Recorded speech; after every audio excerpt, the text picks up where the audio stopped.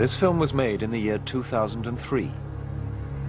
As a new millennium dawns for planet Earth, we look back on the events which finally unlocked a mystery that has haunted humankind since time began.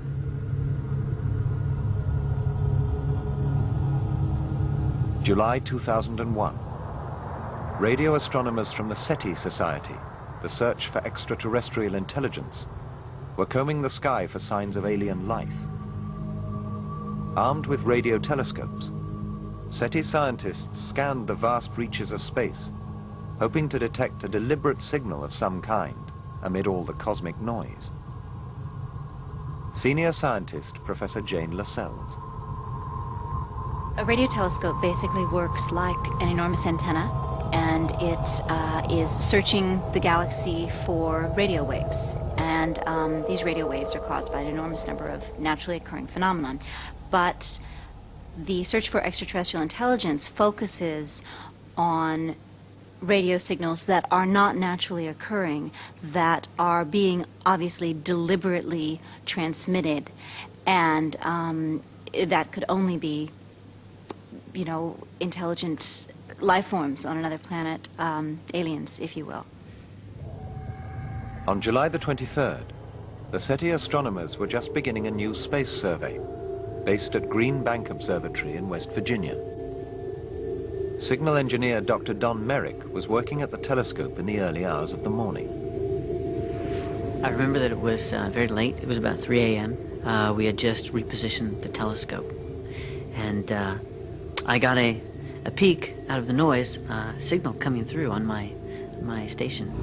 Now, this is not so unusual. It happens, you know, fairly often. The standard procedure is to confirm it with another telescope.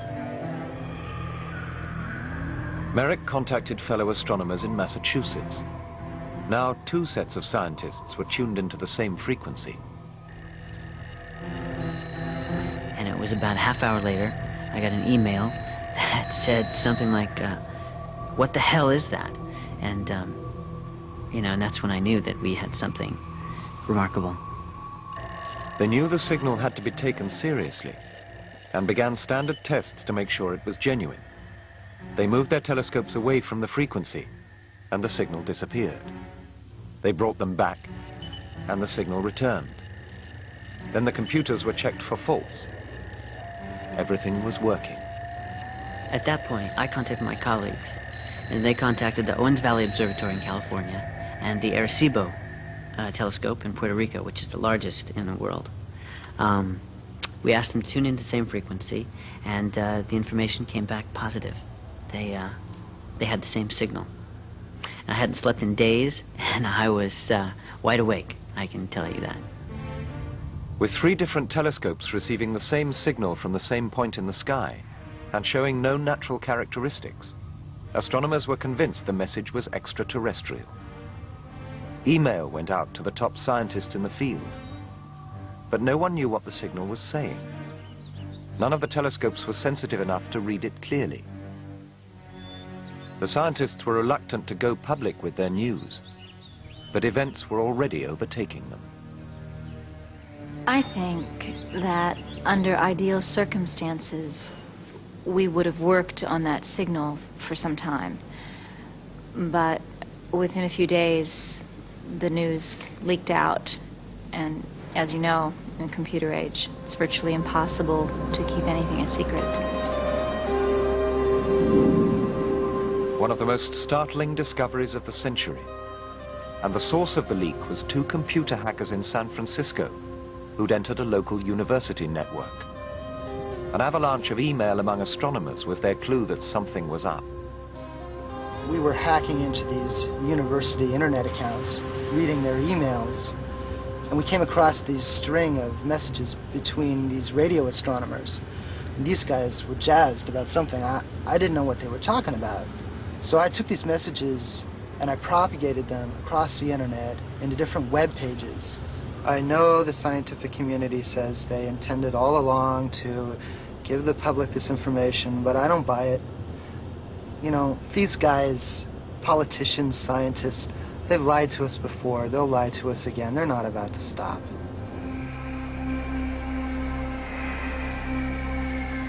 As soon as the hackers began spreading the email around the internet, it was picked up by the military. A short time later, SETI astronomer Ben Klatsky received a call from the Pentagon.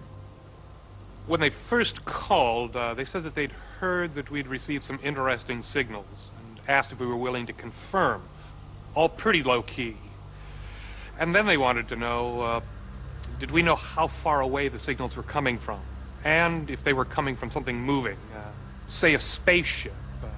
I'm sure national security was their concern. But I told them just to relax and wait for our press conference.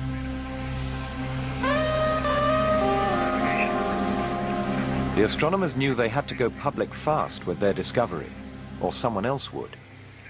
But as Greg Silverman found out, the military was already way ahead of them.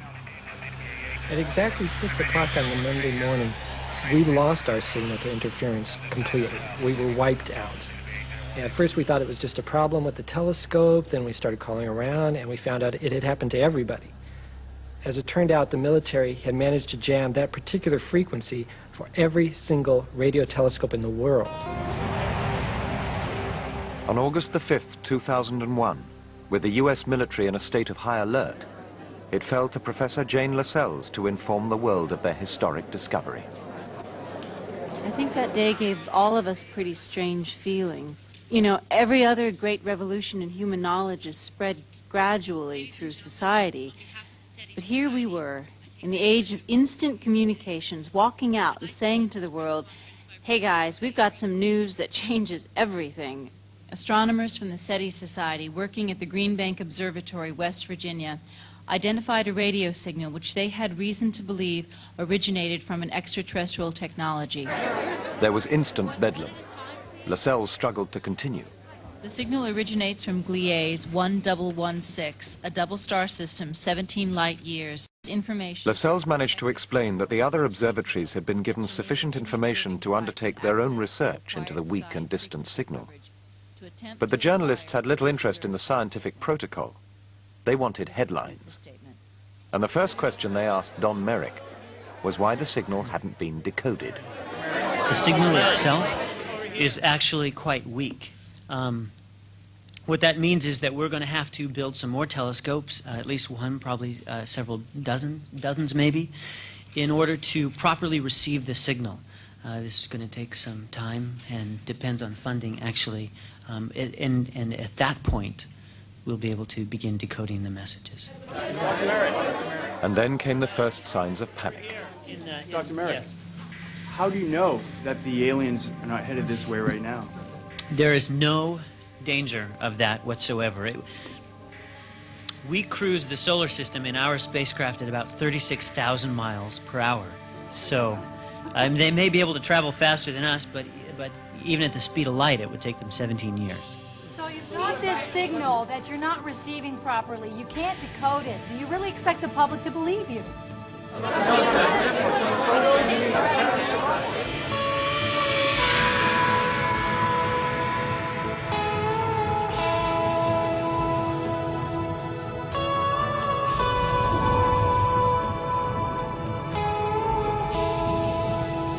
Even while the press conference was still taking place, telescopes of every kind all over the world were turning to the same point in the sky. In the face of fierce international protest, the US military had now turned off their jamming device. But even then, only a very few telescopes were powerful enough to pick up the signal and separate it from all the surrounding noise. As the news began to spread, people reacted with amazement and delight.